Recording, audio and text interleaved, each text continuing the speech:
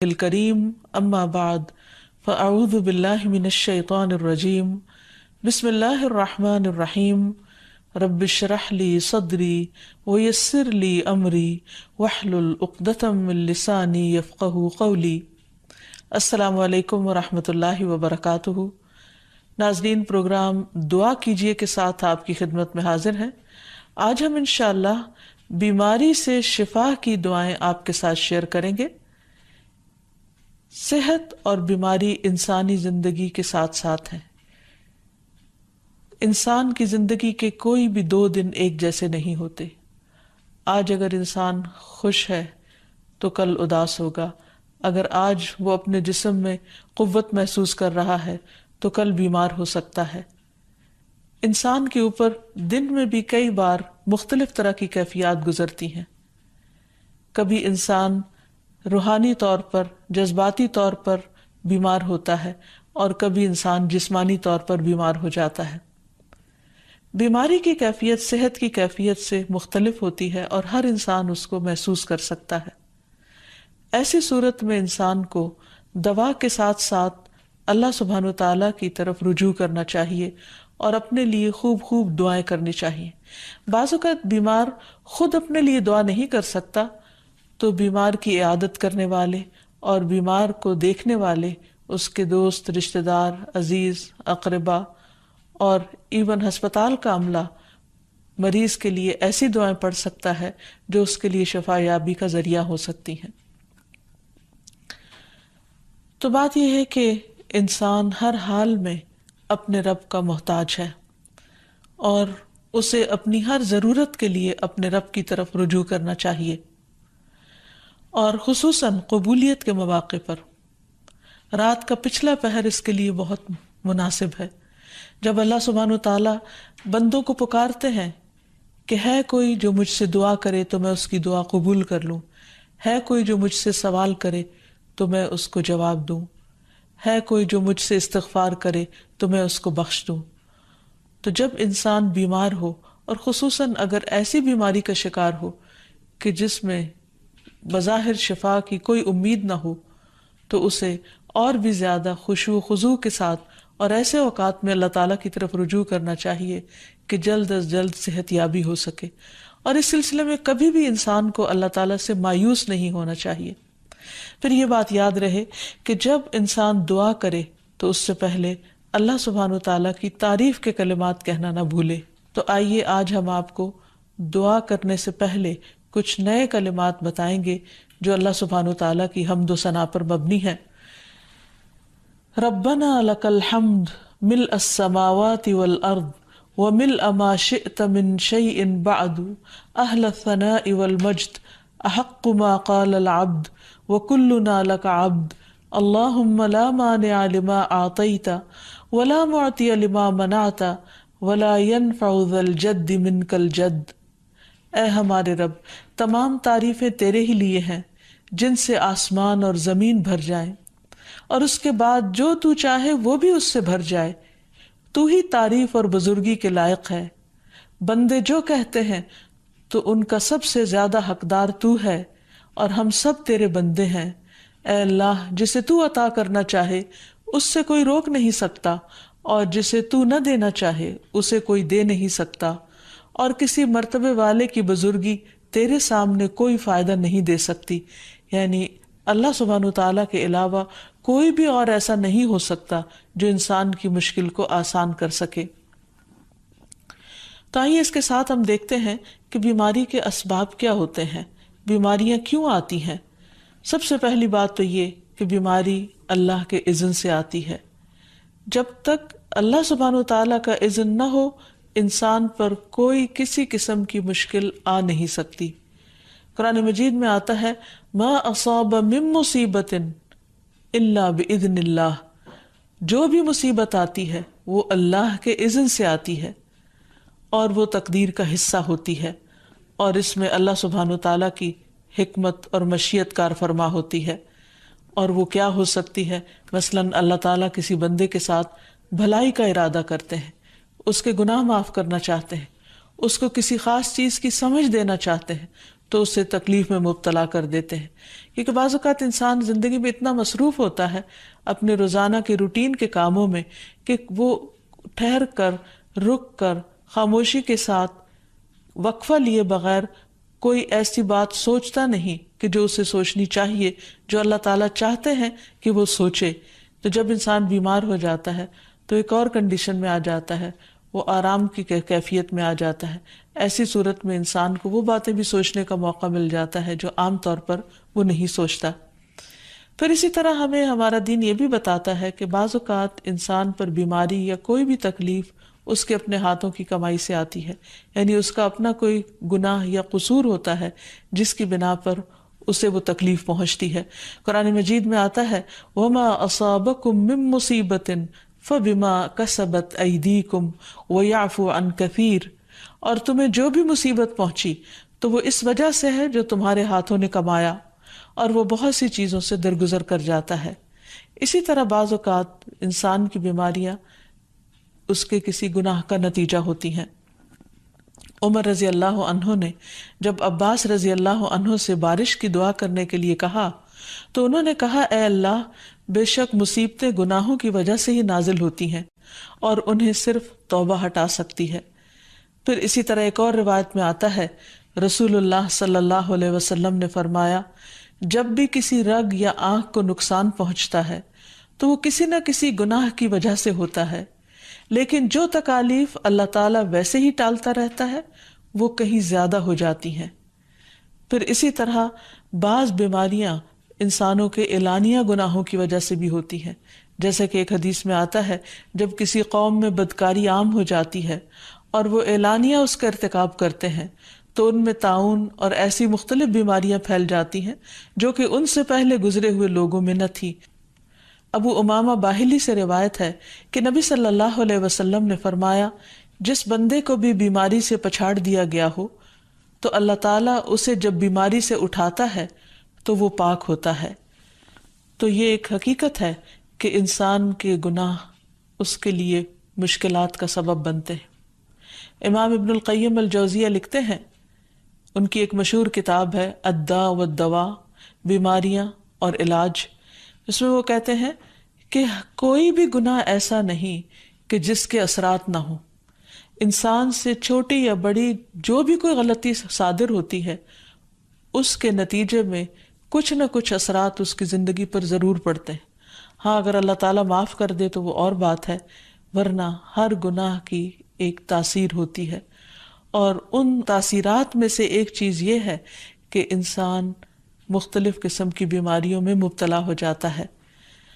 اسی لیے ہم دیکھتے ہیں کہ جب انسان بیماری میں مبتلا ہوتا ہے تو اللہ تعالیٰ اس بیماری کو اس کے گناہوں کا کفارہ بنا دیتے ہیں. جیسے حدیث میں آتا ہے کہ جس مسلمان کو کانٹا چبھے یا اس سے زیادہ کوئی تکلیف پہنچتی ہے تو اللہ تعالیٰ اس کے ذریعے اس کے گناہوں کو اس طرح دور کر دیتا ہے جس طرح درخت سے اس کے پتے جھڑتے ہیں. تو اس سے ہمیں یہ پتہ چلتا ہے کہ بیماریوں کے آنے کے مختلف اسباب ہوتے ہیں. بیماری بہرحال جس بھی وجہ سے آئے، لیکن اصل چیز دیکھنے کی یہ ہے کہ مومن کا رویہ کیا ہے. مومن کو اگر کوئی کانٹا بھی چبھتا ہے تو وہ اس پر صبر کرتا ہے. اس لیے بیماری یا تکلیف کے آنے پر انسان کو اللہ سے راضی رہنا چاہیے، شکوہ نہیں کرنا چاہیے، کیونکہ جو اللہ سے راضی ہو جاتا ہے کسی آزمائش پر، اللہ تعالیٰ بھی اس سے راضی ہو جاتا ہے. پھر اسی طرح اللہ تعالیٰ کا شکر ادا کرنا چاہیے، کیونکہ بیماری اس سے زیادہ شدید بھی ہو سکتی تھی. لہٰذا انسان کو اللہ تعالیٰ جس حال میں رکھے انسان اس پر شکر گزار رہے. پھر یہ کہ انسان کسی بھی بیماری میں کسی بھی قسم کی ہو اور زندگی کے کسی بھی حصے میں ہو اس میں مایوس نہ ہو، پر امید رہے کہ بیماری دور ہو جائے گی. پھر اسی طرح اگر بیماری طول پکڑ جائے تو انسان کو گھبرانا نہیں چاہیے، کیونکہ ہر گزرنے والا لمحہ انسان کے درجات میں اضافے کا سبب بنتا ہے اور اس کے گناہ مسلسل جھڑتے چلے جاتے ہیں حتیٰ کہ انسان بالکل پاک صاف ہو جاتا ہے. پھر اسی طرح انسان کو بیماری کی حالت میں دوسروں سے شکوے شکایات نہیں کرنے چاہیے، کیونکہ بیماری اللہ کے اذن سے آتی ہے، اور جب انسان ہر ایک کے آگے رونے لگتا ہے تو گویا وہ اللہ تعالیٰ کا شکوہ کر رہا ہوتا ہے، جو چیز اللہ تعالیٰ کو پسند نہیں. پھر اسی طرح منہ سے برے الفاظ نہیں نکالنے چاہیے، بیماریوں کو کوسنا نہیں چاہیے، اور پھر ایسے الفاظ نہیں ادا کرنے چاہیے کہ مجھے لگتا ہے کہ اس بیماری میں میری زندگی چلی جائے گی، یا یہ کہ کسی مریض کی عیادت کے لیے جا کر اس کو اس قسم کی بات نہیں کرنی چاہیے، خواہ کتنی ہی خطرناک بیماری کیوں نہ ہو، ہمیشہ اسے امید دلانے چاہیے، کیونکہ مایوسی کے الفاظ اور برے بھلے اور منفی قسم کی باتیں اللہ تعالیٰ کو پسند نہیں، اور انسان ویسے بھی جیسے سوچتا ہے پھر اس کے ایکشن اس کے مطابق ہونے لگتے ہیں۔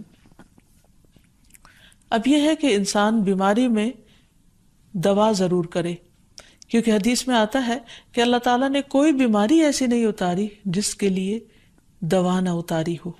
ہاں، جسے معلوم ہو اسے معلوم ہوتا ہے، اور جسے نہیں معلوم ہوتا اسے نہیں معلوم ہوتا۔ بعض اوقات اللہ تعالیٰ ڈاکٹر کے دل میں ڈال دیتا ہے اور اس کا علاج اس کو سمجھ میں آ جاتا ہے، اور بعض اوقات وہ بیماری لا علاج ہوتی ہے، حالانکہ اس کا علاج موجود ہوتا ہے مگر کسی کو بھی علاج سمجھ میں نہیں آتا۔ بہرحال نوعیت کچھ بھی ہو تو علاج ضرور کراتے رہنا چاہیے، اور کبھی مایوس نہیں ہونا چاہیے کہ اس بیماری کا علاج ہو نہیں سکتا، نہیں، ایک کے بعد ایک کوشش انسان کرتا رہے، اور جب اللہ کا اذن ہوگا بیماری دور ہو جائے گی۔ اور اس کے ساتھ ساتھ انسان یہ بھی یقین رکھے کہ شفا اللہ کے ہاتھ میں ہے، کسی ڈاکٹر کے ہاتھ میں نہیں، کسی انسان کے ہاتھ میں نہیں، کیونکہ جب تک اللہ کا اذن نہ ہو شفا نہیں ہو سکتی، خواہ کوئی کتنا بھی بڑا ڈاکٹر کیوں نہ ہو۔ اسی لیے نبی صلی اللہ علیہ وسلم کی دعاؤں کے آخر میں آتا ہے کہ لا شفا الا شفاؤک، کوئی شفا نہیں مگر تیری ہی شفا، یعنی جو اللہ سبحانہ وتعالیٰ اپنے بندے کو شفا عطا کرے۔ پھر اسی طرح یہ ہے کہ حضرت ابراہیم علیہ السلام نے اللہ سبحانہ وتعالیٰ کے بارے میں فرمایا تھا کہ وَإِذَا مَرِضْتُ فَهُوَ يَشْفِينِ، کہ جب میں بیمار ہوتا ہوں تو وہی مجھے شفا دیتا ہے، یعنی اللہ تعالیٰ ہی اس بیماری کو دور کرتا ہے۔ اسی طرح ایک اور روایت سے بھی پتہ چلتا ہے کہ شفا دراصل اللہ سبحانہ وتعالیٰ کے ہاتھ میں ہے۔ حضرت عائشہ سے مروی ہے کہ رسول اللہ صلی اللہ علیہ وسلم دم کیا کرتے تھے اور یہ دعا پڑھتے تھے، امسح البأس رب الناس بیدک الشفاء لا یکشف الکرب الا انت، اے لوگوں کے رب تکلیف کو دور کر دے، تیرے ہی ہاتھ میں شفا ہے، تیرے سوا اس کو دور کرنے والا اور کوئی بھی نہیں۔ پھر اسی طرح انسان جب کسی بیمار کی عادت کے لیے جائے تو اس پر بھی دعا پڑھے اور اس کے لیے دعا کرے۔ رسول اللہ صلی اللہ علیہ وسلم نے فرمایا، جو مسلمان کسی ایسے بیمار کی عیادت کے لیے اس کے پاس آئے جس کی موت کا وقت قریب نہ آیا ہو اور 7 مرتبہ یہ پڑھے، اسأل اللہ العظیم رب العرش العظیم ان یشفی فلانا من وجعہ، میں اس عظمت والے اللہ سے سوال کرتا ہوں جو عرش عظیم کا رب ہے کہ فلاں کو اس کی تکلیف سے شفا عطا فرمائے، تو اللہ عز و جل اسے شفا عطا فرما دیتا ہے۔ اور پھر ہم دیکھتے ہیں کہ تمام انبیاء اپنی بیماریوں میں، تکلیفوں میں اللہ تعالیٰ کو پکارتے تھے، جیسا کہ ایوب علیہ السلام کی دعا قرآن مجید میں آتی ہے، وَأَيُّوبَ إِذْ نَادَى رَبَّهُ أَنِّي مَسَّنِيَ الضُّرُّ وَأَنْتَ أَرْحَمُ الرَّاحِمِينَ فَاسْتَجَبْنَا لَهُ فَكَشَفْنَا مَا بِهِ مِنْ ضُرٍّ وَآتَيْنَاهُ أَهْلَهُ وَمِثْلَهُمْ مَعَهُمْ رَحْمَةً مِنْ عِنْدِنَا وَذِكْرَى لِلْعَابِدِينَ۔ اور ایوب جب اس نے اپنے رب کو پکارا کہ بے شک مجھے تکلیف پہنچی ہے اور تو رحم کرنے والوں میں سب سے زیادہ رحم کرنے والا ہے، تو ہم نے اس کی دعا قبول کر لی، پس اسے جو بھی تکلیف تھی اسے دور کر دیا، اور اسے اس کے گھر والے اور ان کے ساتھ ان کی مثل اور عطا کر دیے، اپنے پاس سے رحمت کے لیے اور ان لوگوں کی یاد دہانی کے لیے جو عبادت کرنے والے ہیں۔ اسی طرح رسول اللہ صلی اللہ علیہ وسلم نے ایک اور موقع پر ایک صحابی عثمان بن ابی عاص الثقفی کو ایک دعا سکھائی۔ جب وہ نبی صلی اللہ علیہ وسلم کے پاس حاضر ہوئے، وہ کہتے ہیں مجھے اتنی تکلیف تھی کہ قریب تھا کہ وہ مجھے ہلاک کر دیتی، تو نبی صلی اللہ علیہ وسلم نے مجھے فرمایا اس درد کی جگہ پر اپنا دایاں ہاتھ رکھو اور 7 مرتبہ کہو بسم اللہ اعوذ بعزت اللہ وقدرتہ من شر ما اجد واحاذر، اللہ کے نام کے ساتھ میں پناہ مانگتا ہوں اللہ کی عزت کی اور اس کی قدرت کی اس شر سے جو میں محسوس کرتا ہوں، یعنی اس تکلیف سے بچنے کے لیے جو مجھے محسوس ہو رہی ہے اور جس سے میں خوف محسوس کرتا ہوں۔ عثمان کہتے ہیں کہ جب میں نے یہ پڑھا تو اللہ سبحانہ وتعالیٰ نے مجھے شفا عطا کر دی۔ پھر اسی طرح ہر بیماری سے شفا کی دعا نبی صلی اللہ علیہ وسلم نے سکھائی۔ عبداللہ بن عباس سے مروی ہے کہ نبی اکرم صلی اللہ علیہ وسلم نے فرمایا، جب کوئی شخص کسی ایسے مریض کی عیادت کرے جس کی موت کا وقت ابھی قریب نہ آیا ہو اور اس کے پاس 7 مرتبہ یہ دعا پڑھے، اسأل اللہ العظیم رب العرش العظیم ان یشفیک،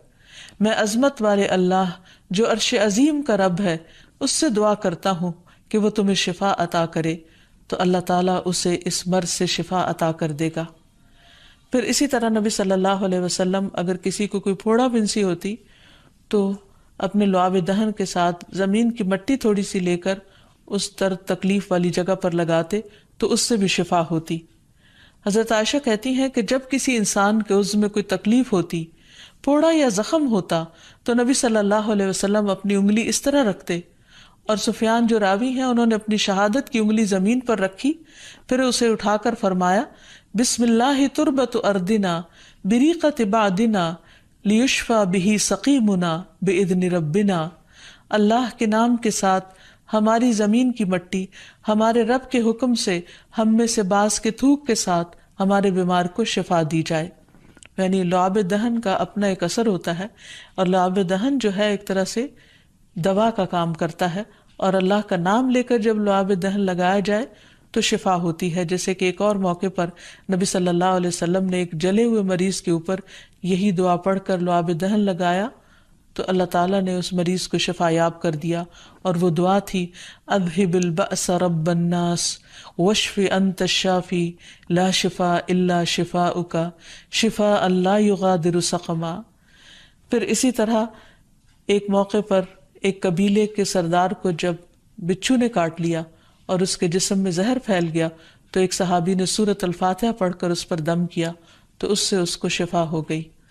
اور یہ بات جب نبی صلی اللہ علیہ وسلم کو بتائی گئی تو آپ اس پر خوش ہوئے۔ اور سورۃ فاتحہ سب لوگوں کو آتی ہے، اسی لیے اس کا نام سورۃ الشفا بھی ہے، کیونکہ یہ بیماری میں بطور علاج پڑھی جاتی ہے مریض پر، مریض خود بھی پڑھ سکتا ہے اور اس کے اٹینڈنٹس بھی اس پر پڑھ سکتے ہیں۔ حضرت علی رضی اللہ تعالیٰ عنہ کہتے ہیں کہ نبی صلی اللہ علیہ وسلم کو بچھو نے ڈس لیا اور آپ نماز پڑھ رہے تھے۔ جب آپ نماز سے فارغ ہوئے تو آپ نے فرمایا اللہ تعالیٰ بچھو پر لعنت کرے، یہ نہ نمازی کو چھوڑتا ہے نہ کسی اور کو۔ پھر آپ نے پانی اور نمک منگوایا، آپ اس پر ملتے جا رہے تھے اور یہ صورتیں پڑھ رہے تھے قل یا ایھا الکافرون وقل اعوذ برب الفلق اور قل اعوذ برب الناس، تو یہ بھی ایسے مواقع پر پڑھی جا سکتی ہیں۔ پھر اسی طرح یہ ہے کہ اگر کسی بھی دوا یا دعا سے مریض صحت یاب نہ ہو رہا ہو، اس کی تکلیف کم نہ ہو رہی ہو،